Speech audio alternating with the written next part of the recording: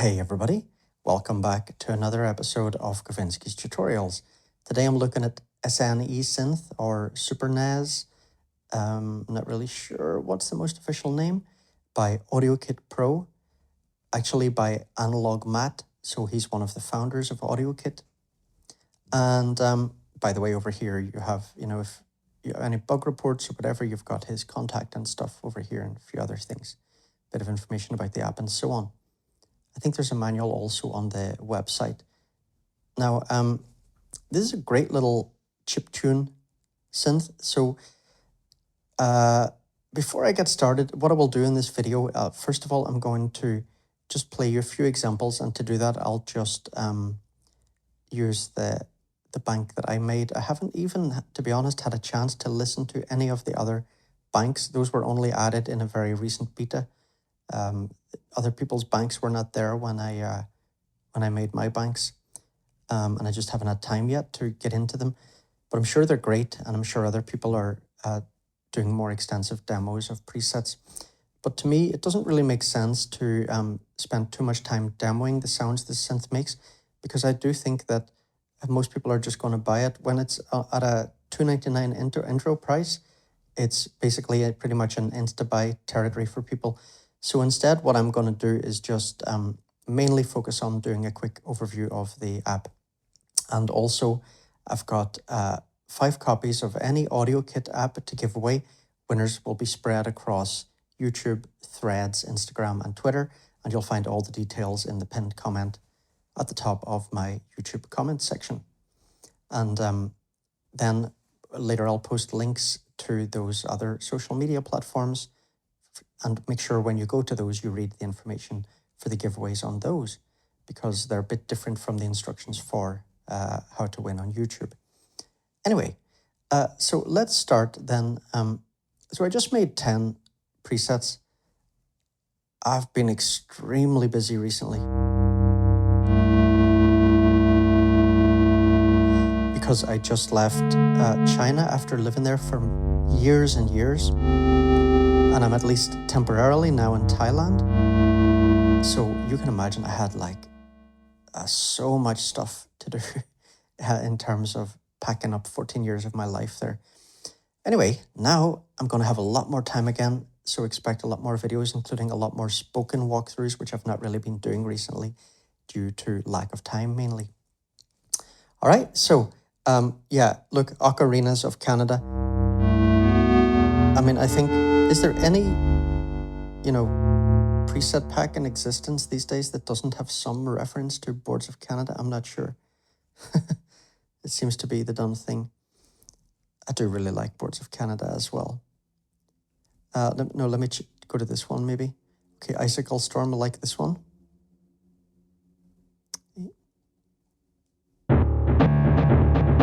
Oh, wrong one, hang on. Icicle Storm, okay, there we go.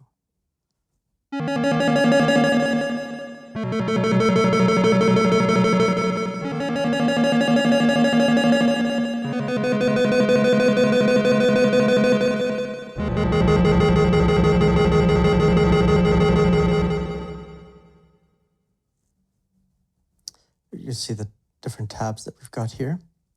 Now we'll go over the interface more later. Let's go back to this first one.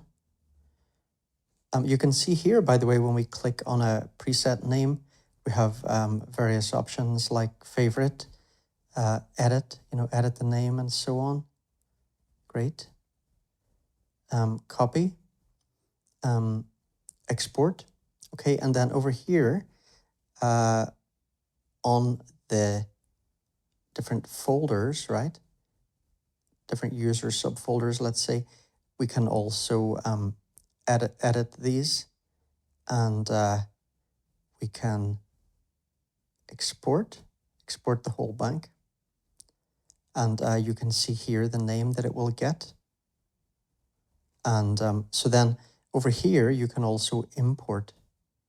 Okay, so another thing you can do is just, if you downloaded, for example, on the internet, someone else's sound bank, then you can just click on that and choose share in the Apple file system or whatever, and the synth should come up as one of the destinations to share to. Okay, let's have a listen to this.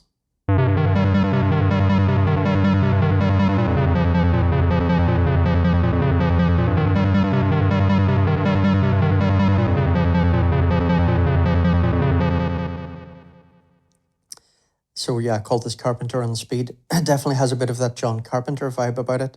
And of course, you know, synths like this are great for getting that kind of 80s retro sound or 90s. Okay, so look, a lot of these I gave them names, you know, Chord Me. So just maybe suggesting how you might want to play it to hear it the way I intended it to be heard.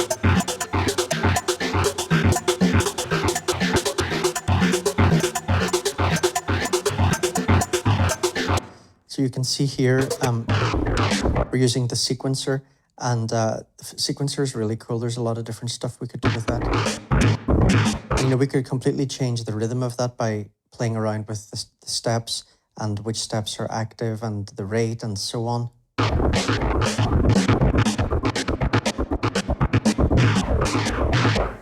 Right? So this sequencer is really fun. I do have a few suggestions for how the sequencer could be made better, and I'll mention those later in the video. Okay, so here I call this Feed Me Sustained Chords.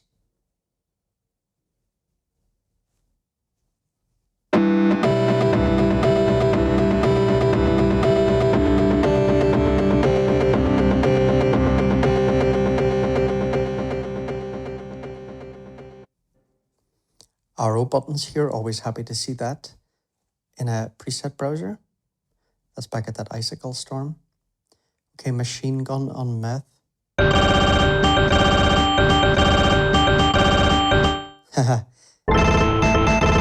So you can see that it really has a game feel to it, right? Ocarinas of Kanda, okay, we're ready. Listen to that one, I do like that one. One Finger Folk.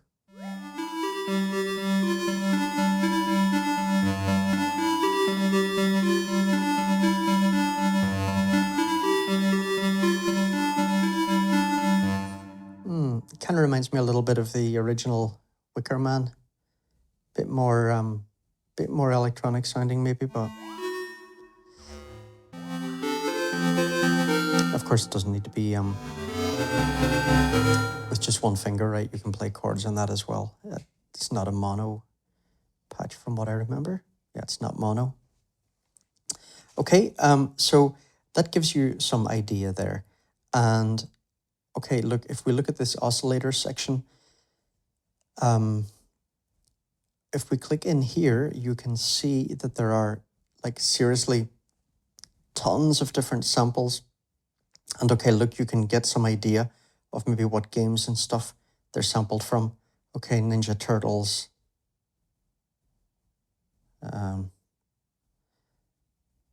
Let's just go to the factory one. There were a lot of ones that I recognized there. Well, look, Mario, but spelled a bit differently. Jedi, okay, so some Star Wars something or other. Gotham, you know, there's a lot of Batman references here. I actually never had Nintendo. And not, of course, that this is necessarily sampled from a Nintendo, but yeah, this Castlevania, I think that's some famous game or something. You know, my the days that I was into gaming were in the 80s, really. By the 90s, I already was not really that interested in playing games anymore, but I do love chiptune sounds and stuff. So anyway, there's a lot of stuff built in there, but you can see also, right, that we do have just typical analog synthesis capacity here as well. So what happens is when this is on, okay, when this is on, then you're going to be choosing from samples. And when this is off, it'll switch to this mode, in which case you'll be choosing from waveforms. And then you can control the level, the tuning, and you know, all of, well, maybe not all of that, but let me see, level, tune, fine, pan, level, tune, fine, pan. Okay, so the only difference here is when it's on the oscillator view, or the oscillator selector or whatever, then if we choose the pulse waveform, then we also have pulse width modulation. Okay, one thing, by the way, worth mentioning also, we've got an LFO over here, which has absolutely tons of different destinations, okay? So we could modulate, for example, that pulse width modulation or pretty much anything in the app. Although another thing that I'll look at in the video is just very quickly how to maybe use an external LFO with this. Again, it's one of those things that just a lot of people don't really know how to do, so it's worth covering again in a video from time to time. So back on the main screen here, and again, I want to try and make this video pretty quick because I do think that the app is fairly simple to grasp anyway. So we've got our main volume, and then we've also got a limiter. We got this crush mode.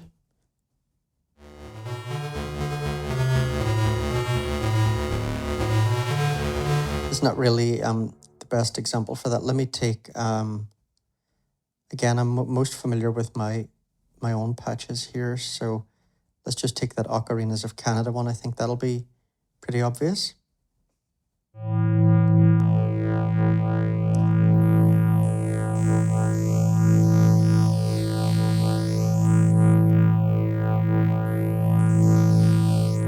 Okay, so that's how the crush is. It's fine, but for serious bit crush lovers, I definitely would recommend something more sophisticated like Bit Juggler.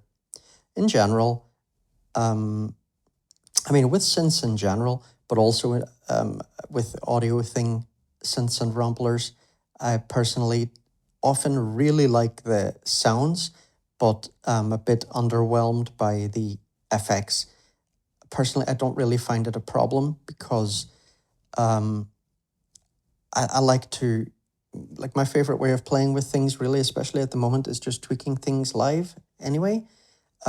So in general, I tend to I don't really use the effects that much in many of the synths that I use. I like to add on my own, dedicated external effects and whatever.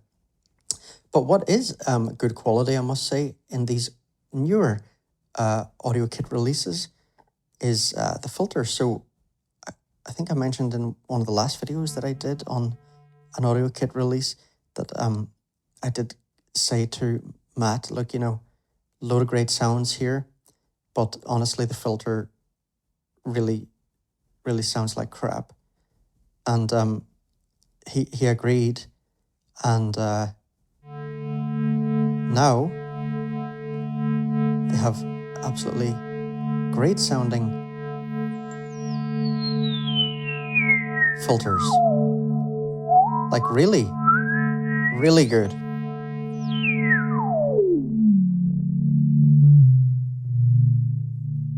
Beautiful. So yeah, filters are so important. So great that it's got that brilliant quality of the filters. Hats off, Matt. Brilliant.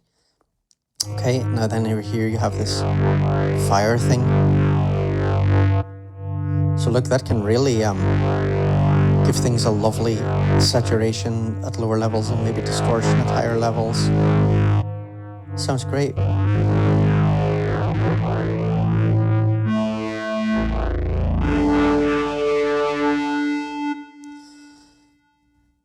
Now here then we have auto pan rate and depth.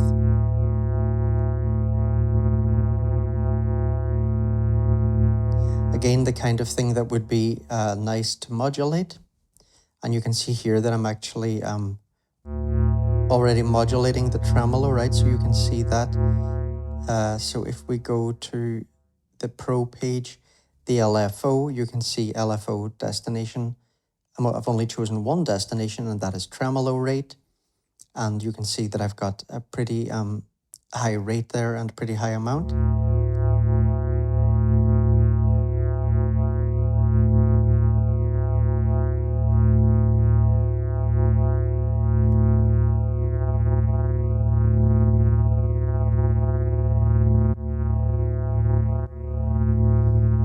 Okay, so yeah, fantastic.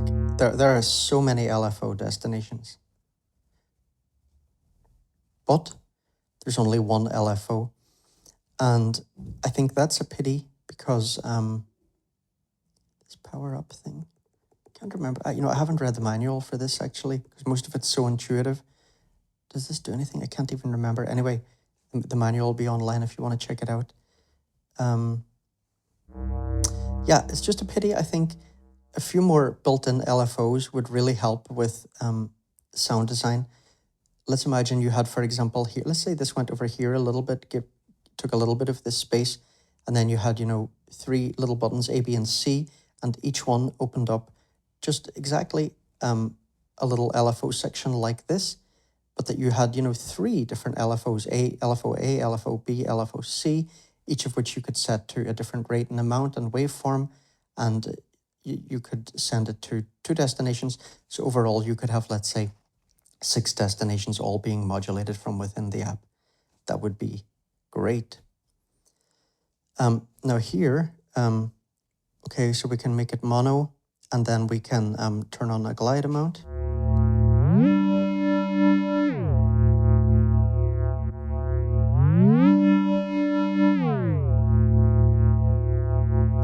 Nice for leads and so on. And then here we have a perfectly acceptable sounding reverb. Reverbs often tend to be one of the weakest aspects of synths. I find this reverb perfectly fine. But again, reverbs tend to be the sort of thing that a lot of the time when I use synths, and this is not aimed at AudioKit, I think their reverb sounds a lot better than the reverb that comes with some other much more expensive synths. But I mean, reverb is really important, and it's hard to beat the quality of something like, the Fab Filter Pro R or Tone Boosters reverbs, FAC Alteza, whatever. Recently, I really, really love Magic Verb by DDMF. So yeah, I probably use my own reverb most of the time, but reverb is absolutely fine. And again, you just turn that on or off here. Okay, so next page, we already talked about this, but let's just mention again briefly. Turn this off, and then you have access to the synth and these different oscillator types and these controls here. Turn this on, and then you have access to 2 banks of samples. The factory bank, which has a lot, haven't counted them, but it's a lot. And the expansion pack is also a lot, right? And look here, look, you can search. Again, this is something, Matt, I'm so grateful. Thank you so much for adding this. I did say, and I always do say to devs, why do so few synths have a search function? It's so useful. A lot of the time, you might remember the name of a preset, but, you can't find it. And I mean, it's maybe a bit easier in this because, I mean, I don't know, like, not really actually, because, you might remember that you liked something called Bell, but you might not remember that, it's prefixed with this SMW, I think that is SNW, can't even read that properly. I've got my screen brightness quite low. So, it's useful to have search. If you maybe know that you want some kind of Ninja Turtles vibe, whatever, just type in Ninja and you see immediately all the things with Ninja there, right? So I think it's very handy. Plus, you've got the little kind of random preset picker here. So it's not like purely randomizing your whole patch. It's just picking a random preset. So that can be quite cool as well. Okay, so... Okay, I didn't choose anything there yet. Good as... did it pick that? Okay, I'm not sure. Anyway, so that's that part. And then here we've got an ADSR envelope, okay, for each sample or each oscillator if we have it in synth mode.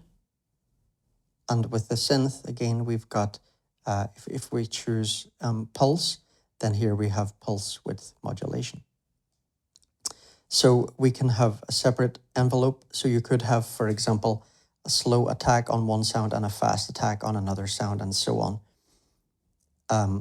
And if you just want to dial things in quickly, you can press link, and then you'll just have one ADSR, which will control both of the sound sources.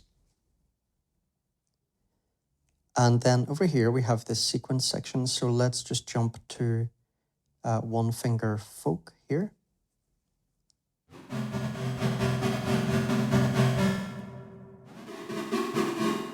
Hang on, it sounds a bit weird. Let me see what's going on there. Oh, I think I accidentally moved my keyboard down a bit.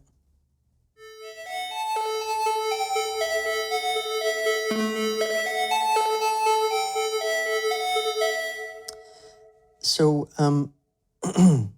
we can turn, first of all, we can select how many steps we have in the sequence. We can choose a destination. So will it only go to the first oscillator or sample, right? Will it only sequence that, while the other one will just play as normal, you know, based on the envelope settings? Or will it affect both of those sounds? Right, so choose layer 1, layer 2, or both. Lock sequence. When you change presets, it will keep the current sequence pattern, right? So that's pretty cool as well. This free running thing is good too. Free running just means that if you don't even need to press your host transport and you'll still get sequence sound. So it's handy because a lot of users maybe who are just checking out the synth at first and going through some presets might forget to turn on their host transport, and then they won't hear the presets. They won't hear the sequence, right? Because the sequencer won't be running if the host transport is not running. So here we have the rate.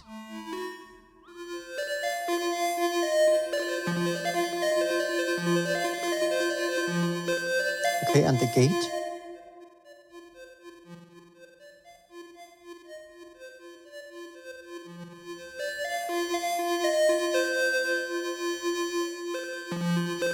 And this is where we just turn the sequencer on or off. And then we can just go in and turn different steps on and off.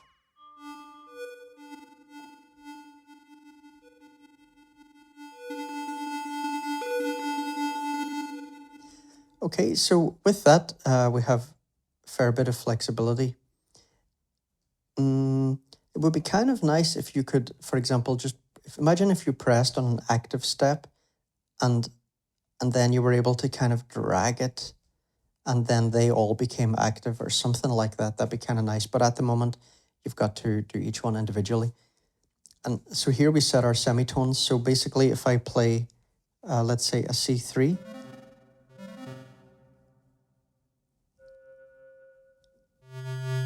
okay, so when it plays the first step, it's going to be playing a C3. But if I just put this up to 12,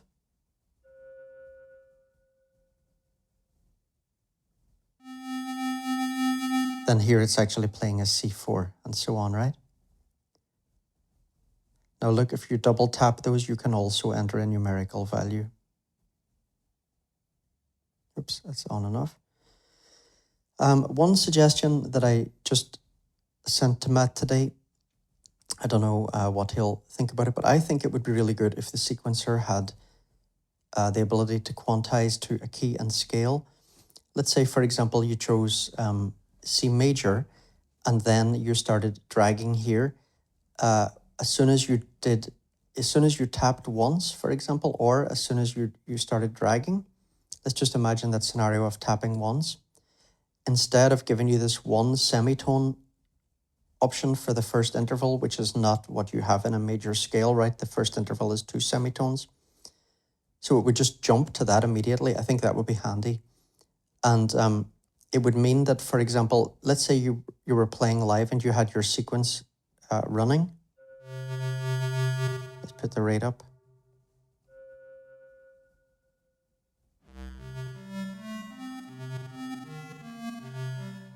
It's too slow. Too fast.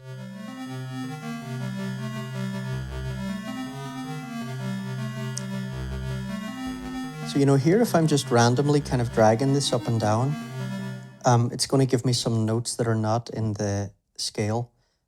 So, yeah, kind of quantizability, I think, would be a cool feature. Okay, anything else about the sequencer that we haven't talked about? Don't think so, no. And so then we go into this Pro section. This power up thing, you know, I haven't read the manual.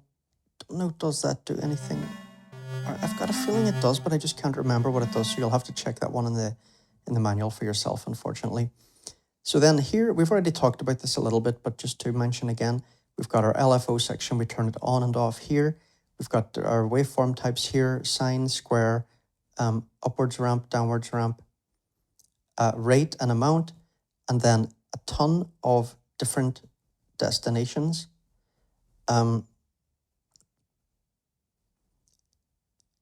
But yeah, again, like I said, you've only got, so you got tons of destinations and you can choose 2, but that's it. So like I said earlier in the video, it would be really nice if it had more LFOs, maybe like 3 different LFOs, each of which could have its own waveform and rate and so on.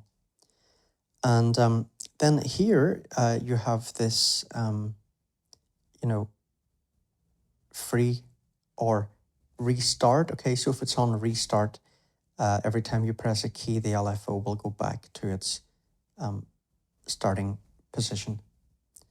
If you just leave it on free, for example, and you have a very slow LFO, every key that you play might sound different depending on, you know, what you've got here. Like, let's say you had,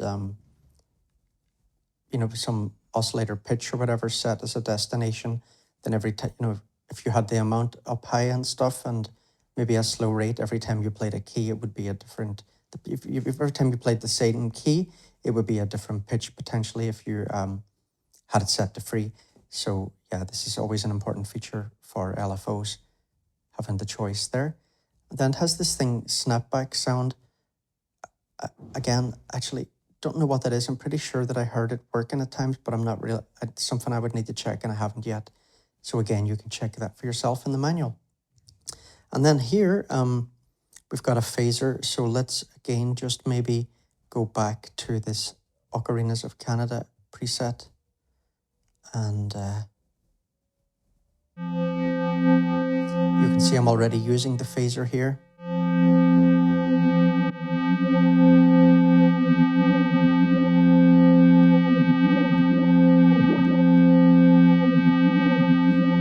So the phaser is not bad, but it's definitely not brilliant either. And personally, if I wanted to use a phaser, no question for me at the moment, my favorite phaser on iOS is the Moger Foger phaser that just came out. And you look, that phaser itself is a hell of a lot more expensive than this synth at intro price. It's $10, but I mean, that is very cheap compared to what you pay for Moger Foger desktop apps, or certainly for the equipment which has all been discontinued, right? The hardware pedals, and now fetch crazy prices on the second-hand market. So anyway, yeah, I would use that. Or another phaser that I love is the FAC Fred Anton Corvette phaser. And I like the Bliss phaser as well as a creative phaser. I think it's pretty cool. So yeah, like I've said several times in this video, I often tend to prefer to use external FX. And the delay is fine. But again, it's a very simple delay, and I think everybody has tons of different delay apps.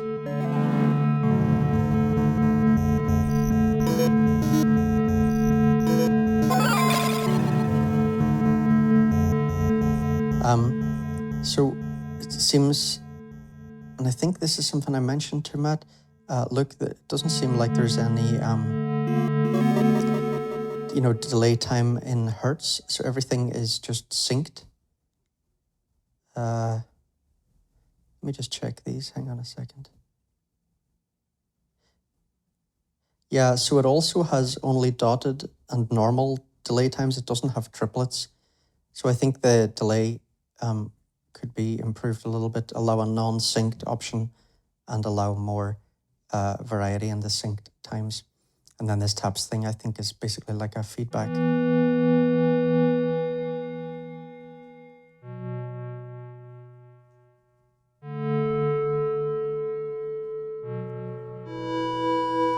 But pretty nice sounding delay. And then here, great that it has this quick tune.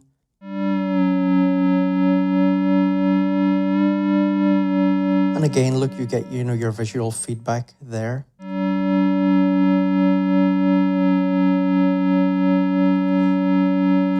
me see how easy it is to... So it tends to jump in fairly big increments.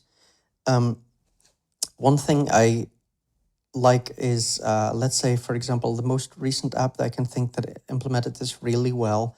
And to be honest, this is a problem with a lot of iOS apps, is not being able to easily do fine adjustments on knobs. It kind of really annoys me. But yeah, this app is not the only one that's guilty of it. So the best recent app to implement this in a really good way for me personally was Beep Street Combustor, which has, vertical movements doing cursor changes and horizontal movements, giving you very, very fine level of control so that it's always easy to dial in exactly what you want. I think that every single app that has any kind of knob that benefits from fine control should have some kind of implementation like that. Some other devs have implemented it in different ways. For example, AudioKit have done like a long, sorry, not AudioKit, Audio Thing, do a long press to enter into fine control mode. But I found that does not really work well when you're using a mouse, for example. And in general, I mean, I wouldn't use a mouse with my iPad, but I need to use a mouse when doing spoken walkthroughs if I want people to see, where I'm touching on the screen, because unfortunately Apple, there's no kind of setting that allows you to just get a little circle like this appearing where you put your finger, which would be handy if anybody from Apple's listening. So yeah, and then here, again, you can just randomize things, and I think this is just picking random presets rather than, truly randomizing everything. And then here, look, okay, again, you can save your preset internally. You choose which bank you want to save it in. And we've got some different types here, and you can change the name and so on. So let me finish off then with a very quick summary of some of the main points that I've made. I think this is, for most people, I would say, especially at the intro price, it's a no-brainer purchase, and I think a lot of people will buy this and will be happy with it. As you could see from the presets that I made, I mean, some of them have a very kind of chiptune-y sound, but some of them are very experimental, and yeah, I think that a lot of different genres or whatever, you could use this in for $3. It's just so cheap, and especially come in with so many factory samples, and of course also with the oscillator waveforms in there as well, right? So you've got that choice too. So it's not just a Rampler, but come in with Dean usually makes tons of presets. There we go. He's done 34 presets. DMT Cymatic makes great presets. 32, you know, GarageBand Guide. Okay, he's been like me, yeah, 10. But anyway, you get the idea. Look, there's a lot. And so then here you've got your all presets, and don't really know. Let's see how those are organized. Yeah, no real idea how those are organized. But then here we have the alphabetical list, and then here we have the favorites if you've starred things. So yeah, look, there's a lot. Like, look at that. And then, as we already saw earlier, there are just a lot of samples both in the factory section and the expansion section. So this being called expansion, this makes me think that maybe after this, there and some other things that Matt said on the AudioBus forum, I don't know this, but I'm guessing that after the intro period ends, when the synth goes up to the full price of $10, I bet you any money that these expansion sounds will probably be an extra in-app purchase. Could be wrong about that, but I think that's what might happen. So if you have $3 spare at the moment, I mean, my God, it's so cheap, especially with recent iOS prices, with more desktop devs coming in and stuff, a lot of the prices have tended to go up. Not, by the way, that price should be taken as any indication of quality, not at all, because there are tons of brilliant synths on the iOS platform, and especially native ones that were designed for iOS rather than desktop ports that often have some flaws in the implementation due to some limitations in Juice or due to the fact that they were not designed for a touchscreen and so on. This is something I could rant about, and I will rant about at some point in a video. But, you know, cheap does not mean bad. The synth is worth a lot more than the $3 intro price, I think. Sequencer is great, but as I said, I think it could be made a bit more flexible and more amenable to live tweaking by adding in the ability to quantize to a key and a scale, like I mentioned earlier. But overall, yeah, really like the sequence. Very, very handy. I think a lot of people will appreciate the separate envelopes or the ability to link the envelopes. Okay, that's a cool thing that you always appreciate in synths that allow you to do layering. And then, as I said, you know, some of the effects, I think all of the effects are perfectly fine. I don't think any of the effects sound bad, but there are always better options available. If you look at separate ones, and I mentioned some of my personal choices for a bit crusher, for example, or a phaser earlier in the video. But yeah, the effects do sound fine. And then if you remember, if you've watched this the whole way through, my other main suggestion was that maybe there could be more LFOs. There could also be more waveform types for the LFOs. For example, there's no sample and hold. Okay, one thing I think I mentioned at the start of the video that I also just want to refresh people's memory as to how to use your own LFO, okay, to modulate things in this or any other app. Now here I'm just showing how it's done in AUM, which I made a detailed walkthrough on. It's the most popular video on my channel, and I really love AUM as my host on iOS. For my way of working, I massively prefer it to Logic Pro. Logic Pro is exactly what some people need, but it's not really what I need. AUM does what I want far better. So just to look at the easiest way to do this. Now, when I made my walkthrough video on AUM, this feature was not there. So first of all, what I'm going to do is use MIDI LFOs, okay, which I have loaded in an, you know, in a MIDI slot here in AUM, right? So we have audio MIDI, or we can import, okay, from another session. We can import something. We can import like different channels from any session. Just choose one channel or choose more or whatever. So anyway, got a MIDI channel here. You just click on it, open up an instance of MIDI LFOs or whatever LFO of your choice. Go over then to the synth that you want to modulate. And easiest way to do it, click on this, and then here, just click and choose what you want to use as your modulation. So here I've clicked to select MIDI LFOs. Okay, now we go back out. Now, if you want, then you can scroll through this list and you can find exactly what you want to modulate. But really the easiest way is to do this.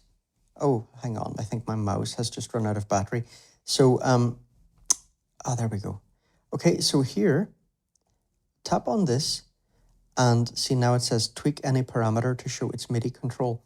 So let's say I want to modulate the LFO rate, right? The LFO in this synth with the LFO that I have active over on MIDI LFOs. MIDI LFOs, every instance contains 4 LFOs, but by default only 1 is active.